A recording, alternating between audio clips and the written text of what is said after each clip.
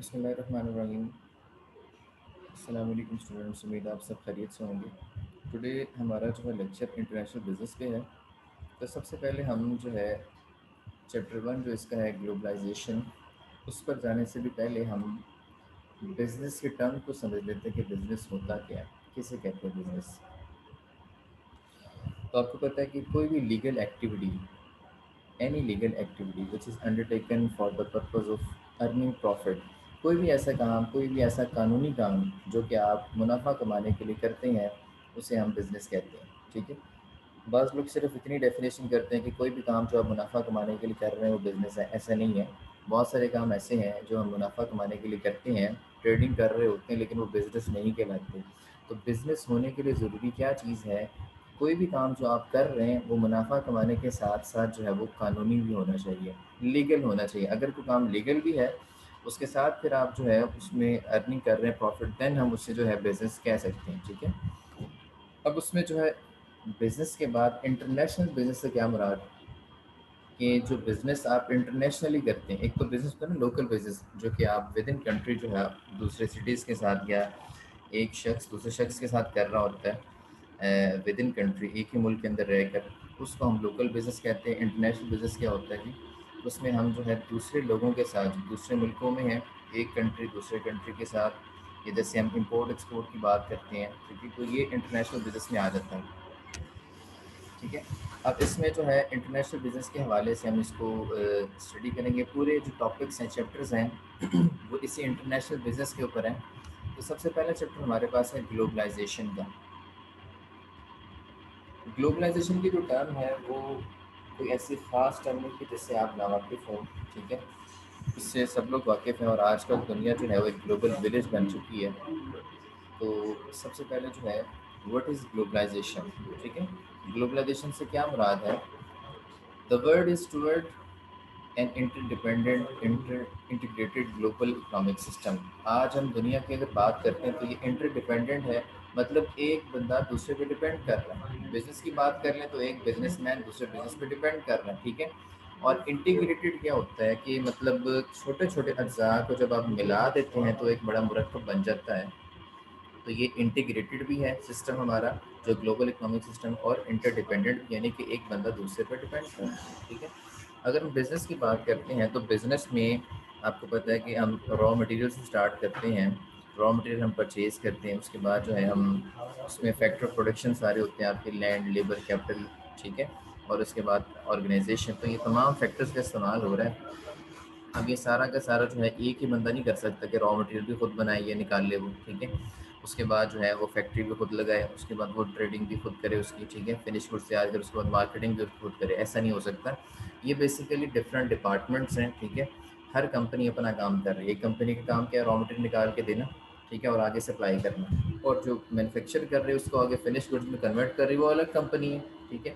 और उसके आगे जो लोग ख़रीदते हैं मैन्युफैक्चरिंग कंपनी से, उसको आगे जो वो डील करते हैं, ट्रेडिंग करते हैं उसकी, इंटरनेशनली, वो अलग है। ठीक है। और इसके अलावा मार्केटिंग डिपार्टमेंट्स अलग होते हैं। तो सारे एक दूसरे के साथ डिपेंड कर रहे होते हैं। अब ये जो चीज़ लोकल लेवल पे हो रही थी ना, इसको इंटरनेशनल लेवल पे लेके जाया गया। बैन अवी तौर पे अब ये सारी चीज़ें जो हैं वो हो रही हैं। ठीक है। अब एक मुल्क के अंदर है कि आप ये काम नहीं कर रहे, अब आप बल्कि दूसरे मुल्कों से माल मंगवा रहे हैं, दूसरे मुल्कों में माल भिजवा रहे हैं, रॉ मटेरियल मंगवा रहे हैं, भिजवा रहे हैं। ठीक है। या फिनिश गुड्स मंगवा रहे हैं, वो भिजवा रहे हैं। ठीक है। या ट्रेडिंग आप जो है कर रहे हैं। तो ये अब जो है वो इंटरनेशनल लेवल पे जा चुका है।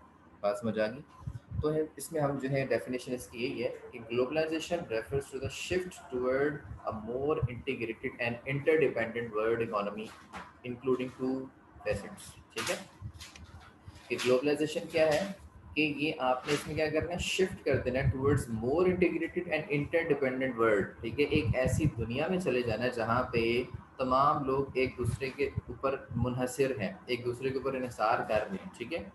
तो विलेज क्या होता है? विलेज, ग्लोबल विलेज की हम बात करें तो विलेज क्या होता है? गांव, आपने देखा गांव के माहौल किस तरह से होता है कि अगर एक गांव में शादी भी हो जाती है तो पूरा गांव उठ के उसमें आ जाता है। ठीक है। यानी कि अगर एक कोई खुशी गमी होती है तो सारे लोग इकट्ठे होकर एक जगह पे आ जाते हैं। लेकिन अगर हम शहरों में देखते हैं, शहरों में अगर एक मोहल्ले के अंदर भी कोई तकरीब हो रही है तो मतलब उस मोहल्ले से भी सारे लोग वहाँ पे नहीं पहुँच पाते। ठीक है। तो विलेज का कंसेप्ट इसमें इसलिए दिया गया है कि यहाँ पे लोग जो हैं एक दूसरे के साथ वो जुड़े हुए हैं, ठीक है, इंटरडिपेंडेंट हैं, एक दूसरे पे इन्हिसार कर रहे हैं। तो इस वजह से इसको ग्लोबलाइजेशन कहा गया है। तो ग्लोबलाइजेशन इसमें क्या है कि आपने इसमें इंटरडिपेंडेंट एक वर्ड याद रखना है, और दूसरा जो है इंटीग्रेटेड का वर्ड, ठीक है, कि लोग मिलकर एक जो है वो एक मजबूत सिस्टम उन्होंने क्रिएट कर दिया है और सारे एक दूसरे के ऊपर जो है वो डिपेंड कर रहे हैं, ठीक है। इसको हम कहते हैं जी ग्लोबलाइजेशन। अपने वर्ड को आपने एक ऐसी सिचुएशन में लेकर आ गए हैं, ठीक है। दुनिया अब जो है वो चेंज हो चुकी है, पहले की तरह नहीं। अब जो है लोग एक दूसरे के ऊपर इंसार भी कर रहे हैं और जो है वो मिल के काम कर रहे हैं। तो इस कॉन्सेप्ट को हम क्या कहें, ग्लोबलाइजेशन की, ठीक है। और आज हम बात करते हैं ग्लोबल विलेज की, कि पहले जो है वो सिस्टम था कि आपने जो है वो किसी से अगर कम्युनिकेशन करनी होती थी तो ख़त वगैरह भिजवाया करते थे, कबूतरों वगैरह का भी इस्तेमाल होता था।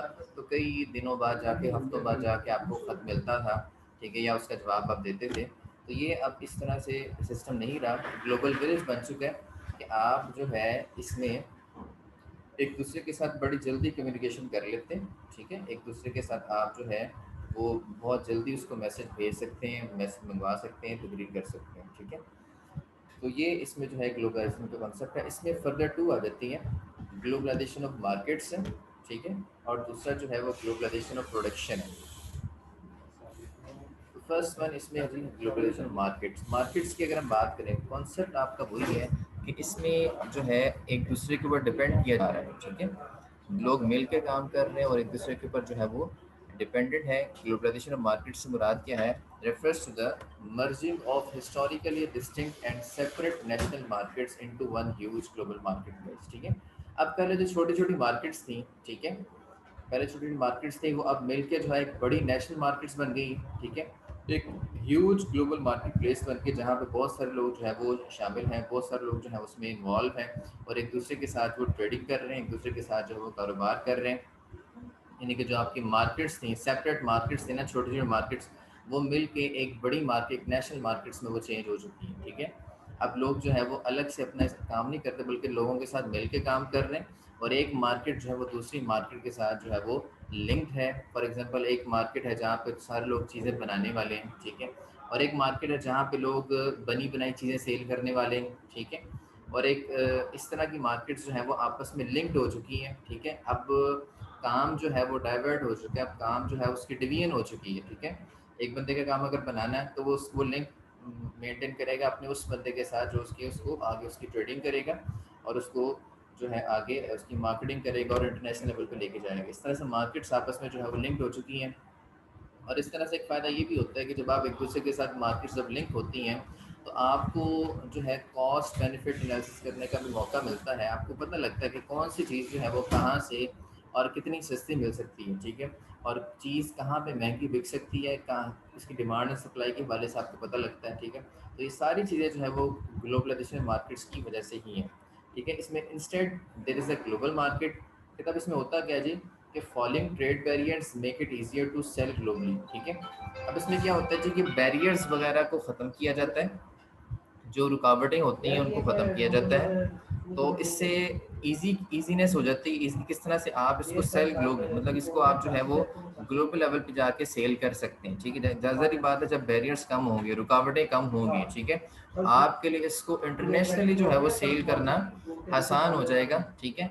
अदरवाइज अगर बहुत सारे टैरिफ्स हों, बहुत सारे टैक्सेस हों, बहुत सारे बैरियर्स हों, आप उसको जो है वो उसकी इंपोर्ट या एक्सपोर्ट इजीली नहीं कर सकते हैं, ठीक है। तो ये ग्लोबलाइजेशन ऑफ मार्केट्स की वजह से है कि आप जो है अपनी चीज़ को अपने प्रोविंशियल लेवल पे भी जाके सेल कर रहे हैं, ट्रेड कर रहे हैं, आप उसको नेशनल लेवल पे भी कर रहे हैं, आप उसको इंटरनेशनल लेवल पे जाके भी सेल कर रहे हैं चीज़ों को। बैरियर जब खत्म हो जाएंगे तो आपके लिए चीज़ को बेचना और चीज़ को खरीदना बाहर से आसान हो जाएगा, जब मार्केट्स आपस में लिंक्ड हो जाएंगी, ठीक है। उसके बाद consumer taste and preferences are converging, ठीक है। आपको कंज्यूमर्स के टेस्ट का, कंज्यूमर की प्रेफरेंसेस के बारे में पता लग रहा है, ठीक है। आपका जो फोकस है, मेनली जो मार्केट्स का फोकस है, जो कंपनीज का फोकस है, वो कंज्यूमर के ऊपर है कि कंज्यूमर इस टाइम क्या चाहता है। एक्चुअल अगर आप इस चीज़ को आइडेंटिफाई कर लें कि कंज्यूमर की डिमांड इस टाइम क्या है, कंज्यूमर टेस्ट क्या है, वो किस चीज़ को प्रेफर कर रहा है, अगर आप उसको वो वैल्यू दें कि जो वो रिक्वायर कर रहा है। जैसे कि मार्केटिंग का कॉन्सेप्ट होता है कि आपने कस्टमर को वैल्यू डिलीवर करनी है, ठीक है, और इन रिटर्न आपने उससे वैल्यू कैप्चर भी करनी कैश की फॉर्म में, ठीक है। तो आप कंज्यूमर के टेस्ट को, कंज्यूमर वो बंदा होता है जो चीज़ को इस्तेमाल करने वाला, कंज्यूम करने वाला होता है, ठीक है। तो कंज्यूमर जो है उसका टेस्ट क्या है, कंज्यूमर की प्रेफरेंसेस क्या है, आप वो सामने रखते हैं। और उसके बाद firms promote the trend by offering the same basic products world wide, ठीक है। और पूरी दुनिया में एक तरह की जो प्रोडक्ट्स हैं वो फिर सेल की जाती हैं, ठीक है। अब आप देखते हैं कि एक चीज़ जो है वो फैसलाबाद में बनी है, ठीक है, या फिर वो यूके में बनी है, लेकिन वो सेल पूरी दुनिया में घूम रही है, ठीक है। चाइना में एक चीज़ बनी है, पूरी दुनिया में वो घूम रही है, ठीक है। एक चीज़ सेम बेसिक प्रोडक्ट है, वो पूरी दुनिया में चक्कर लगा रही है, पूरी दुनिया में हर मुल्क में जा रही है, ठीक है, जहाँ तक उसकी रसाई है। तो इस तरह सेम प्रोडक्ट्स जो है वो कंपनीज के जो है वो वर्ल्ड वाइड जो है वो मतलब सेल की जा रही है, वर्ल्ड वाइड जो है वो अपने जो है सर्कल कंप्लीट कर रही है। तो मार्केट्स का जो है वो इस तरह का ट्रेंड होता है कि मार्केट्स इन चीज़ों में फोकस करती हैं, बैरियर्स ख़त्म होते हैं तो वो चीज़ों को सेल करती हैं और कंज्यूमर के टेस्ट और प्रेफरेंसेस पर जो है वो फोकस रखती हैं, और जो अपनी प्रोडक्ट्स हैं उनको जो ऑफ़र करती हैं सेम प्रोडक्ट्स को वर्ल्ड वाइड ऑफ़र कर रही होती है, ठीक है। नेक्स्ट हमारा इसमें है जी ग्लोबलाइजेशन ऑफ प्रोडक्शन, ठीक है। अगर हम प्रोडक्शन की बात करें, जैसे हमने मार्केट्स की बात की थी कि मार्केट्स आपस में लिंक्ड है जहाँ पे चीज़ें खरीदी और बेची जाती हैं, ठीक है। दो ही बातें होती हैं ना बिजनेस में, चीज़ को बनाना, ठीक है, यानी कि प्रोडक्शन होती है, और उसके बाद में चीज़ को सेल करना। तो मार्केट्स की बात हमने कर ली कि मार्केट्स जो है जहाँ पे चीज़ें बनाई जाती हैं या सेल की जाती हैं, ठीक है, वो आपस में लिंक्ड है, उनकी ग्लोबलाइजेशन है। और उसके बाद में हम बात करेंगे यहाँ पे प्रोडक्शन की, ठीक है। आपको नज़र आ रहा है प्रोडक्शन में कि जब प्रोडक्शन, जो कंपनीज प्रोडक्ट को प्रोड्यूस करती हैं, मैन्युफैक्चर करती हैं, ठीक है, लैंड जिनकी इस्तेमाल होती है, लेबर इस्तेमाल होती है, सरमाया कैपिटल इस्तेमाल होता है, और चीज़ों को फिनिश रॉ मटेरियल को फिनिश गुड्स में वो कन्वर्ट करती हैं, ठीक है, उनको हम कहते हैं प्रोडक्शन कंपनीज होती हैं आपकी। उनकी ग्लोबलाइजेशन, अब जो चीज़ को बनाने वाली कंपनीज हैं उनकी ग्लोबलाइजेशन, यानी कि वो भी आपस में एक दूसरे के ऊपर इंटरडिपेंडेंट है, ठीक है, वो भी इंटीग्रेट है, वो भी मिलकर एक जो है बड़ा जो है उन्होंने एक सिस्टम बना लिया, इकोनॉमिक सिस्टम, कि अगर एक कंपनी जो है अगर डिमांड आती है बाहर से, क्योंकि एक सारी कंपनीज आपस में लिंक्ड है, ठीक है। आप एक बंदे को ऑर्डर मिल गया, वो अपनी कंपनी से उसको पूरा नहीं कर पा रहा, वो क्या करेगा, वो किसी दूसरी ऐसी कंपनी से जो है वो लिंक मेंटेन करेगा कि जहाँ से उसको चीज़ बन के मिल जाए, या किसी के पास अगर माल तैयार पड़ा तो वहाँ से उठा ले और उसको सेल कर दें। अब पाकिस्तान की अगर हम बात करें तो पाकिस्तान में किस तरह से है कि यहाँ पे बहुत सारी चीज़ें जो आप सेल तो कर रहे हैं, लेकिन उसमें से कितनी आप खुद बना रहे हैं। हालांकि आपकी अपनी मैन्युफैक्चरिंग कंपनी भी है, लेकिन फिर भी आप जो है बहुत सारी चीज़ें जो है वो ऑर्डर चूँकि पूरा नहीं हो रहा तो आप उनको चाइना से मंगवा लेते हैं। अगर हम ये गारमेंट्स की ही बात कर लें जो फिनिश गुड्स हैं आपकी, ठीक है, तो ये आप जो, हालांकि यहाँ पे कपड़े की फैक्ट्रियाँ भी हैं, लेकिन यहाँ पे अगर डिमांड पूरी नहीं हो रही तो आप क्या करेंगे, आप चाइना की जो कंपनीज हैं उन्हें ऑर्डर देंगे और वो 1 महीने 1.5 महीने के ऑर्डर पर जो है आपको माल तैयार करके भिजवा देंगे। अब ये बेसिकली क्या है, जो चाइना की कंपनी से आपने रब्ता किया, ये क्या है बेसिकली, ये इंटरडिपेंडेंस है कि एक जो है आपकी जो प्रोडक्शन कंपनी दूसरी प्रोडक्शन कंपनी के साथ जो कि दूसरे मुल्क में किसी सिटी में है उसके साथ इंटरलिंक है। ये इंटरलिंक अगर ना हो तो ट्रेड आपकी उस लेवल तक ना जा सके जिस लेवल तक आज पहुंच चुकी है, ठीक है। तो ये कॉन्सेप्ट अपने जहन में रखना आपने, ठीक है, कि प्रोडक्शन कंपनीज की भी ग्लोबलाइजेशन हो सकती है, यानी कि प्रोडक्शन कंपनीज भी आपस में एक दूसरे के साथ जो है वो लिंक मेंटेन कर सकती हैं, तो इस तरह से जो है वो ऑर्डर्स को भी पूरा कर सकती हैं, कॉस्ट भी उनकी कम पड़ सकती है। बाज़ वक़्त आप चीज़ें चाइना से मंगवाते हैं, उसकी वजह क्या होती है कि एक तो वो जल्दी तैयार हो जाती है, उनकी कॉस्ट कम पड़ती है, ठीक है, और जितने पैसे आप लगाएंगे, चाइना में क्या है कि आप उनको जो है अगर कहें 10 रुपए की बॉल पेन बनानी 10 की बना देंगे, 50 रुपए दे दें 50 की बना देंगे, 100 दे दें 100 की बना देंगे, ठीक है। तो इट डिपेंड्स ऑन आप पैसा कितना पे कर रहे हैं, आप कंसिड्रेशन कितनी ऑफर कर रहे हैं आप, ठीक है, जो चीज़ आप रिक्वायर कर रहे हैं उसके अगेंस्ट आप कंसिड्रेशन कितनी पे कर रहे हैं, तो ये डिपेंड उस पर करता है। अब चाइना ऐसा नहीं कि उसमें सारी की सारी सी प्रोडक्ट होती, नाम तो ख़राब हुआ है, लेकिन बहुत सारे ऐसे कंट्रीज हैं जहाँ पे चाइना की जो ए प्लस कैटेगरी की जो प्रोडक्ट्स है वो जाती हैं, बहुत अच्छी प्रोडक्ट्स हैं, ठीक है, जिनकी गारंटी भी है, और बी कैटेगरी की प्रोडक्ट भी हैं, सी कैटेगरी की प्रोडक्ट भी हैं। डिपेंड करता है कि आप कंसिड्रेशन कितनी पे कर रहे हैं मैन्युफैक्चरर को, ठीक है, उसके अकॉर्डिंग वो जो है आपको चीज़ बना के देगा, ठीक है। तो इस तरह से जो कंपनीज आपस में, जो प्रोडक्शन कंपनीज जो है वो इंटरलिंक होंगी, तो इस तरह से आपका कारोबार बढ़ सकता है, ट्रेडिंग बढ़ सकती है, ठीक है। आप जो है अपने जो ऑर्डर्स को कि दूसरी कंपनीज को ऑर्डर देके वो पूरा कर सकते हैं। कुछ आप खुद बनाएंगे और कुछ जो है वो दूसरी कंपनी का। फॉर एग्जाम्पल मैं मिसाल देता हूँ आपको, शूज़ कंपनीज हैं फैसलाबाद की अगर हम बात करें, यहाँ पे अगर हम डी ग्राउंड में देख लें तो यहाँ पे बहुत सारे ब्रांड्स आपको नजर आएंगे। शू लैंड का ब्रांड है, ठीक है, बोरजान का है, हश पपी का है, हश कैट का ब्रांड है। लेकिन आप क्या समझते हैं कि ये सारे के सारे जो ब्रांड्स हैं, ये सारी की हालांकि इनकी अपनी कंपनीज हैं, बोरजान की अपनी कंपनी है, बाटा की अपनी कंपनी है, ठीक है, सर्विस शूज़ की अपनी कंपनी है। क्या आप क्या समझते हैं कि ये सारी की सारी जो हैं, जो यहाँ पे जूतियाँ आपको नज़र आ रही होती हैं, कि या इन्होंने अपनी अपनी कंपनी से बनाई होती हैं सारी? बाज़ औक़ात जो है वो जो सीज़न में जो है वो तेज़ी होती है, सेल में तेज़ी होती है, तो इस तरह से ये अपनी जो प्रोडक्शन इनको कम पड़ती है, फिर ये आउटसोर्सिंग करते हैं, फिर ये लोकल कंपनी से जूता तैयार करवाते हैं। तो यही है कि मार्केट्स जब आपस में जो है वो इंटरलिंक होंगी ना, एक प्रोडक्शन कंपनी दूसरी प्रोडक्शन कंपनी से जब तक लिंक नहीं होंगे तो कारोबार मजीद बढ़ नहीं सकता, क्योंकि एक लेवल तक जो है वो बाटा प्रोड्यूस कर सकता है। बाटा बहुत बड़ा सिस्टम है, सर्विस भी बहुत बड़ा जो है वो सेटअप है, लेकिन वो एक लिमिट तक जो है वो चीज़ को प्रोड्यूस कर सकते हैं, ठीक है। जब जो है डिमांड ज़्यादा बढ़ जाती है, फिर वो क्या करते हैं, फिर जो डिफरेंट लोकल कंपनीज होती हैं ना, उनको ऑर्डर देते हैं और वहाँ से जो है वो आउटसोर्सिंग करते हैं, वहाँ से माल बनवाते हैं, ठीक है। तो ये बेसिकली फ़ायदा क्यों हुआ, कैसे हुआ कि ये मार्केट्स आपस में जो है वो लिंक्ड हैं, इंटरडिपेंडेंट है, इस वजह से जो है वो बहुत सारे इसके फ़ायदे भी होते हैं। इसलिए नीचे बताए हुए हैं कि कंपनीज क्या क्या कर सकती हैं, lower their overall cost structure. अब कंपनी को पता जी मैं अगर खुद बना रही हूँ तो मुझे इसमें लेबर को खर्चा देना पड़ रहा है, मुझे इलेक्ट्रिसिटी का खर्चा देना पड़ रहा है, मुझे जो मैंने स्पेस जो है ऑक्यूपाई की हुई है उसके लैंड का जो रेंट है वो मुझे पे करना पड़ रहा है, ठीक है। और लेबर को मतलब अपने साथ लगा के रखना बड़ा मुश्किल काम है, ठीक है। तो ये सारी चीज़ें बियर करनी पड़ रही है, उससे बेहतर है कि वो किसी ऐसी लोकल कंपनी को ऑर्डर दे और वहाँ से जो है कम कॉस्ट में वो चीज़ जो है वो ले ले। तो ये भी फ़ायदा होता है जब इंटरडिपेंडेंट होती है ना कंपनीज आपस में एक दूसरे के साथ। तो क्योंकि कोई बंदा प्रोडक्शन में एक्सपर्ट है, कोई बंदा ट्रेडिंग में एक्सपर्ट है, कोई बंदा मार्केटिंग में एक्सपर्ट है, ठीक है। तो हर बंदे की एक्सपर्टी अपनी जगह पे होती है।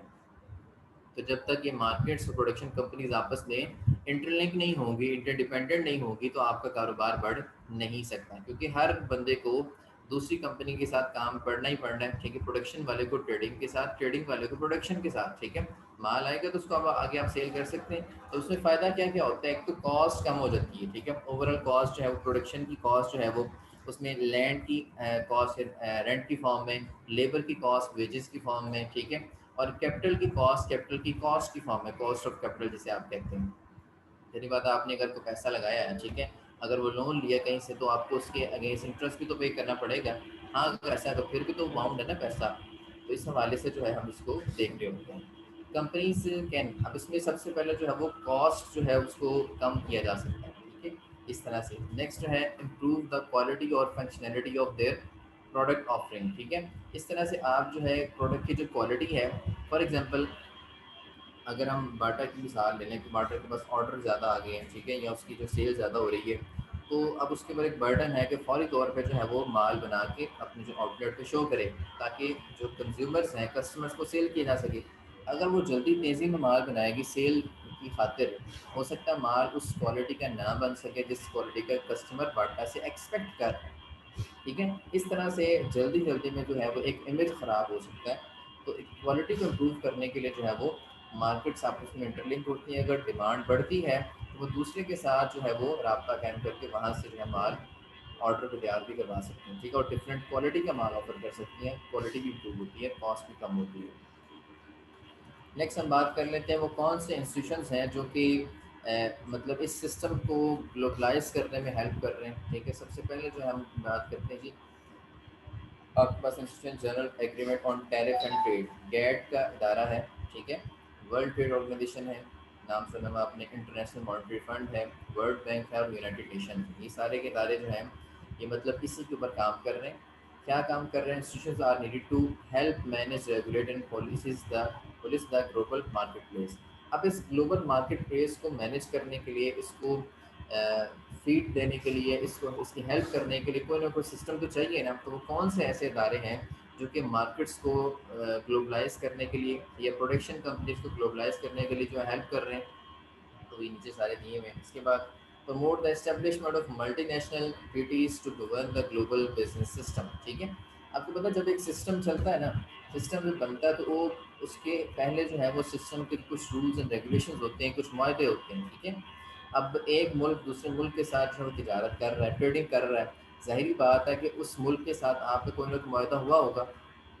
ज़ाहिर बात है, आप अगर उस मुल्क से इंपोर्ट कर रहे हैं तो आपको पता होगा कि इस मुल्क से अगर इंपोर्ट करते हैं तो टैक्स कितना लगेगा, तो किस चीज़ पे कितना टैक्स है।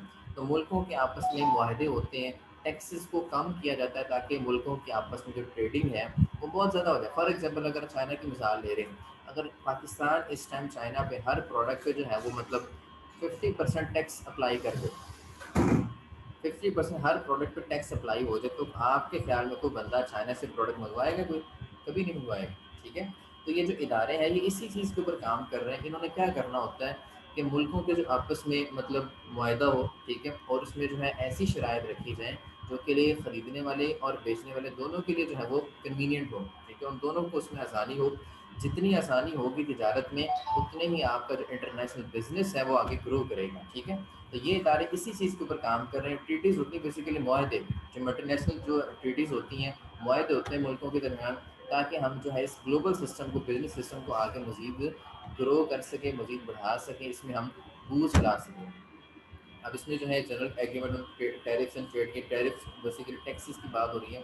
टैक्सेस के ऊपर बात करते हैं कि टैक्सेस मिनिमाइज जितने से कम हो सके। अगर हम बात करें 1913 की, तो उस वक्त बहुत ज़्यादा टैक्सेस थे, ठीक है। आज हम देखें उसके मुकाबले में 50% से भी बिलो हो गए टैक्सेस, ठीक है। तो ये इन्हीं इदारों की वजह से जिन्होंने इसके ऊपर काम किया और इन्होंने जो है अपने इस सिस्टम को मज़ीद आगे मतलब ग्रो करवाने की कोशिश की, ठीक है। अब इसमें नेक्स्ट जो है आपके पास वर्ल्ड ट्रेड ऑर्गेनाइजेशन है, ठीक है।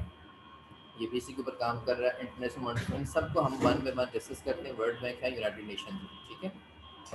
एक क्वेश्चन यहाँ पे हम ले लेते हैं जी।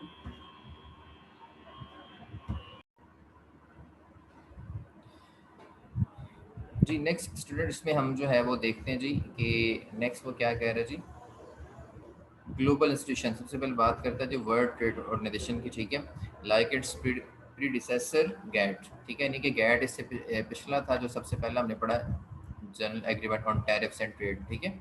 इससे अगला क्या है जी, वर्ल्ड ट्रेड ऑर्गेनाइजेशन।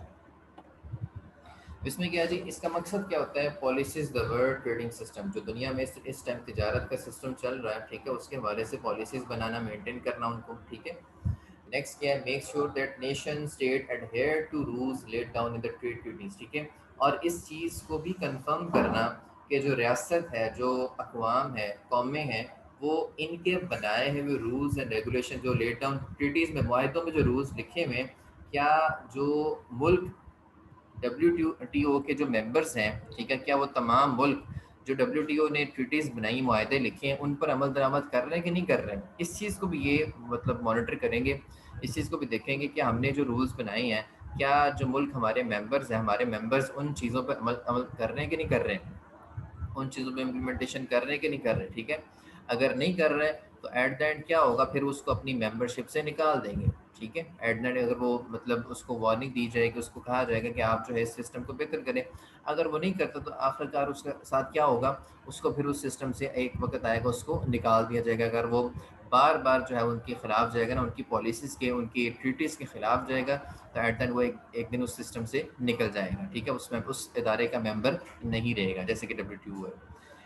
और इसके बाद एज ऑफ 2009 की अगर हम बात करें, एक पॉइंट है, promotes lower barriers to trade and investment, ठीक है। लोअर बैरियर से मुराद क्या है कि कम से कम रुकावटें हों ट्रेड के अंदर और इन्वेस्टमेंट करने में, ठीक है। अब आपको पता है कि लोग जो है इन्वेस्टमेंट भी करते हैं दूसरे कंट्रीज़ में, ठीक है, और वहाँ से माल भी मंगवाते हैं, ठीक है। तो फॉरेन डायरेक्ट इन्वेस्टमेंट का भी आपने सुना होगा कि दूसरे कंट्रीज से जो इन्वेस्टमेंट आती है उसको हम, फॉरेन से आ रहे हैं ना इन्वेस्टमेंट, तो फॉरेन से जो इन्वेस्टमेंट आ रही है उसको हम फॉरेन डायरेक्ट इन्वेस्टमेंट भी कहते हैं, जो डायरेक्टली वो कर रहे होते हैं किसी दूसरे कंट्री में।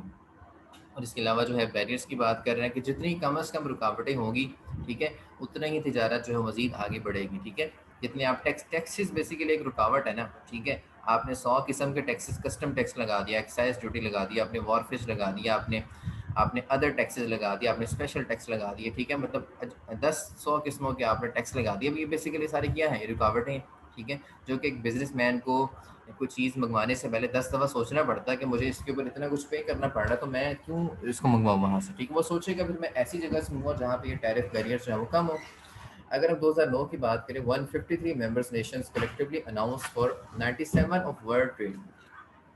153 जो ममालिक थे, ठीक है, उन्होंने जो है वो 97% वर्ल्ड की जो ट्रेड उसको ऑक्यूपाई किया हुआ था। ये 2009 के स्टेटिस्टिक्स बता रहे हैं कि उस वक्त 153 मेंबर थे, 153 मेंबर थे, और उस वक्त जो है 97% जो है 97% जो है वो दुनिया के ट्रेड को ऑक्यूपाई किया हुआ था। ठीक है, अब वो सारे के सारे इसके मेंबर थे WTO के, यानी कि जो बाकी जो इसके मेंबर नहीं थे, तो वो उन्होंने सिर्फ 3% ट्रेड कर रहे थे उस टाइम दुनिया में। यानी कि इनका मेंबर बनने का कितना फ़ायदा है कि इससे इससे जो है ये सारा सिस्टम ग्लोबलाइज हो चुके हैं। ठीक है, इनकी पॉलिसीज इतनी कन्वीनियंट हैं कि इससे सबको फ़ायदा हो रहा है, और बिज़नेस भी जो है वो ग्रो कर रहा है उन ममालिक में जो कि इसके मेंबर्स हैं। उसके बाद हम नेक्स्ट बात करते हैं इसकी जो कि इंटरनेशनल मॉनेटरी फंड IMF की बात करते हैं। 1944 में बनाया गया था, maintains order in the national monetary system. International जो मॉनेटरी सिस्टम है उसको मेंटेन करके रखने के लिए, ठीक है, ये मतलब जो है ये बनाया गया था इदारा। अब जैसे कि आप बात करते हैं ना सेंट्रल बैंक की, सेंट्रल बैंक एक इदारा है, सेंट्रल बैंक एक इदारा है पाकिस्तान का, ठीक है, बैंक है। अब उसने क्या करना होता है, उसने तमाम बैंकिंग का जो निज़ाम है, ठीक है, उसको बेहतर करना होता है। उसमें जो पैसे का फ्लोट ऑफ मनी है मार्केट में उसको कंट्रोल करना होता है, ना अनड्यू एक्सपेंशन हो जाए करेंसी की मार्केट में, ना अनड्यू कॉन्ट्रैक्शन, यानी कि बहुत ज़्यादा पैसा भी ना मार्केट में चला जाए और बहुत कम पैसा भी ना हो, यानी कि इन्फ्लेशन डिफ्लेशन वाली जो सिचुएशन है उससे बचना होता है और बचाना होता है अपनी कंट्री को। अब उसमें क्या होता है, इंटरनेशनल मॉनेटरी फंड जो है उसने क्या करना था, अब ये सेंट्रल बैंक तो एक कंट्री को डील कर रहा था ना, अब इंटरनेशनल मॉनेटरी फंड जो है वो पूरी कंट्री को डील कर रहा है। तो मतलब कि पूरी कंट्रीज जितने भी इसके मेंबर्स हैं ना, वो तमाम किस्म की जो कंट्रीज इसके मेंबर्स हैं उन सबको डील करेगा। वहाँ पे जो मॉनेटरी सिस्टम है ना उसको बेहतर करके रखेगा, ठीक है, तो पैसे का निज़ाम है उसको बेहतर करके रखेगा। इसमें नेक्स्ट हमारे पास जो है क्या कहते हैं, जो वर्ल्ड बैंक, ठीक है, वर्ल्ड बैंक जो है वो 1944 promotes economic development focusing on making low interest loans government in poor Nations. ठीक है, जो वर्ल्ड बैंक है 1944 में बनाया गया था, ठीक है, इसका मकसद क्या था कि इकोनॉमिक डेवलपमेंट की जाए, ठीक है, और जो गरीब ममालिक हैं उनको कर्जे दिए जाएं, ताकि जहाँ पे मतलब डेवलपमेंट, जैसे कि पाकिस्तान, इंडिया, ठीक है, इस तरह के जो मालिक हैं जो अभी के डेवलप कंट्रीज़ की लिस्ट में नहीं आए, जो कि अभी डेवलपिंग है, तरक्की पजीर है, तरक्की याफ्ता नहीं है, यहाँ पे भी हर सेक्टर में जो है इम्प्रूवमेंट की ज़रूरत है। तो ऐसे ममालिक जो कि जिनकी इकॉनमीज इतनी स्ट्रॉन्ग नहीं है, ठीक है, तो उनको जो है वर्ल्ड बैंक लोन देता है ताकि वो अपने सिस्टम को, अपने इंफ्रास्ट्रक्चर को, अपने डिफरेंट जो सेक्टर्स को बेहतर बना सके, और जो अपना म्यार ज़िंदगी है, जो लिविंग स्टैंडर्ड है, उसको अप कर सके, उसको बूस्ट कर सके। इस हवाले से ये डिफरेंट कंट्रीज़ को लोन दिए जाते हैं वर्ल्ड बैंक की तरफ से, और वो लोन कम इंटरेस्ट पे, कम सूद पे दिए जाते हैं ताकि इतना बर्डन फील ना करें कंट्री जो ऑलरेडी मतलब इतने गुर्बत का शिकार है जिनकी इकॉनमीज, उनको अगर हम ज़्यादा इंटरेस्ट पे लोन देंगे तो वो किस तरह से इसको मैनेज कर पाएंगे। तो ये एक फैसिलिटी है जो वर्ल्ड बैंक प्रोवाइड कर रहा है, ठीक है। उसके बाद यूनाइटेड नेशंस का भी यही काम है, 1945 बनाई गई, इस मतलब कि जो दुनिया के अंदर जो है अमन और सिक्योरिटी को मेंटेन किया जाए, फ्रेंडली रिलेशनशिप बनाए जाए, ठीक है, और इंटरनेशनल जो प्रॉब्लम्स हैं उनको सॉल्व किया जाए, जो ह्यूमन राइट्स उन पर काम किया जाए। और ये सेंटर है harmonising the action of Nations, ठीक है, नेशंस के जो दरमियान इंटरेक्शन उनको बेहतर बनाया जाए, उनके दरमियान जो हम आंगी है वो बेहतर से बेहतर की जाए, ठीक है। तो that's all about for this session. If any question, you people can ask now. Thank you very much.